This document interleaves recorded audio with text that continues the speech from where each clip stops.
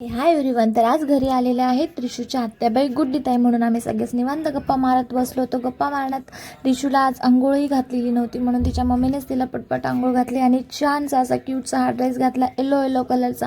आणि ड्रेसमध्ये बघा माझी गोडली किती गोड दिसते. ड्रेस तिच्या मम्मीने आणला आहे बाबा गोव्यावरून, स्पेशल डे. आणि इथे यांचं चालू आहे रक्षाबंधन. गुड्डीताईंनी रिशूसाठी राखी आणली होती पण रिशू झोपून गेली होती म्हणून त्यांच्या बिहाफमध्ये हे काम आमची दीदी करते आणि ड्रेसवर मॅचिंग पण राखी आहे. तर आज आहे आमच्यासाठी एकदम इम्पॉर्टंट आणि एकदम स्पेशल डेचं सेलिब्रेशन. तो म्हणजे आज आमची रिशू 6 महिन्याची पूर्ण झालेली आहे. आज तिचा आहे हाफ इयर बर्थडे. त्यासाठीच आमचं इथे डेकोरेशन चालू आहे. अजूनही मला तो दिवस आठवतो ज्या दिवशी ती फर्स्ट टाईम माझ्या हातात आली होती आणि बघता ती कधी 6 महिन्याची पूर्ण झाली आम्हाला कळाले सुद्धा नाही.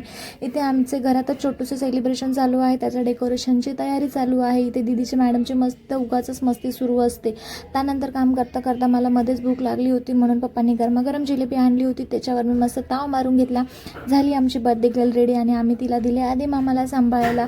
हा आहे रिशूचा केक. मस्त जुगाड करून आमच्या इथे मेणबत्ती लावायचं काम चालू होतं. त्यानंतर सगळ्यांसोबत रिशूचं 6 मंथचं बर्थडे सेलिब्रेशन झालं.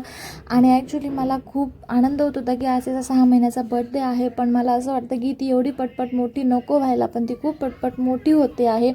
पण खरंच म्हणतात सर्व की मुली खूप पटपट मोठे होतात. तर असं आमचं बर्थडे सेलिब्रेशन आज खूपच छान झालं. रिशू इथे तिथे आजींसोबत खूप मस्ती करते आहे.